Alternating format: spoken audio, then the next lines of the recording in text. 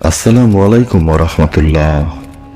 পৃথিবীর বুকে যদি সুনিশ্চিত কোনো বিষয় থাকে সেটা হলো মৃত্যু। আর দুনিয়ার এই মধ্যবর্তী জীবনটা হচ্ছে একটি পরীক্ষার জীবন মাত্র, যা প্রত্যেকটা মানুষের জন্য খুবই গুরুত্বপূর্ণ। বিভিন্নভাবে আমরা দুনিয়া থেকে বিদায় নিয়ে থাকি, আর এই বিদায়ের মাঝে রয়েছে কিছু ভালো এবং মন্দ দিক। আজকে আমরা জানানোর চেষ্টা করব ভালো মৃত্যুর কিছু লক্ষণ, যা দেখে প্রাথমিকভাবে অনুমান করা যায় যে কার মৃত্যু কেমন হয়েছে। জীবনের শুভ ও পূর্ণময় সমাপ্তি প্রত্যেকেই প্রত্যাশা করে। আরেকজন মুমিনের পরম প্রত্যাশা ও আকাঙ্ক্ষা হলো ঈমান ও আমলের সঙ্গে মৃত্যু লাভ করা। মৃত্যুর আগেই যাবতীয় পাপ থেকে তওবা করে নিজেকে শুধরে নেওয়া কোনো মুমিনের শেষ পরিণতির নিদর্শন। ভালো কাজ ও আল্লাহর অনুগত্যের প্রতি ক্রমেই বাধিত হওয়াও একটি নিদর্শন। মুমিন ব্যক্তিগণ মৃত্যুর আগে জান্নাতে সুসংবাদ পেতে থাকে, ফলে তার চেহারার আনন্দের দিকটি প্রকাশ পায়। মহান আল্লাহ বলেন, যারা বলে আমাদের প্রতিপালক আল্লাহ, অতঃপর ঈমানের উপর অবিচলিত থাকে, মৃত্যুর সময় তাদের কাছে ফেরেশতারা অবতীর্ণ হয়ে বলতে থাকে, তোমরা ভীত হয়েও না, চিন্তিত হয়েও না, এবং তোমাদের যে জান্নাতের প্রতিশ্রুতি দেওয়া হয়েছে তার জন্য আনন্দিত হও।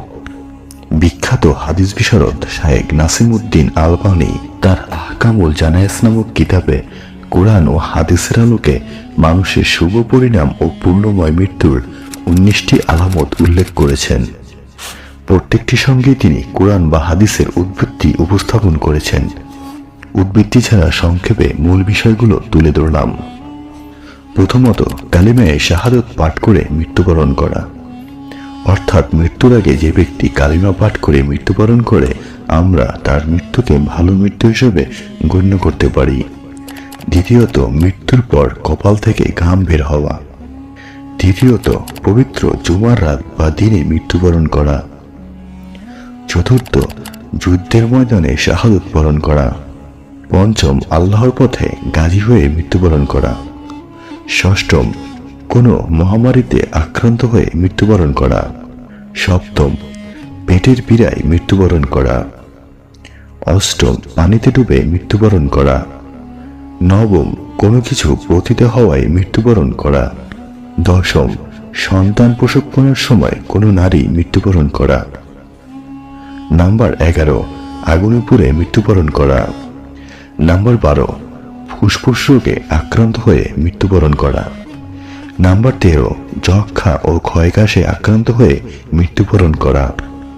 নাম্বার 14, ছিনতাইকারী ও লুণ্ঠনকারীর হাত থেকে বাঁচতে গিয়ে নিহত হওয়া।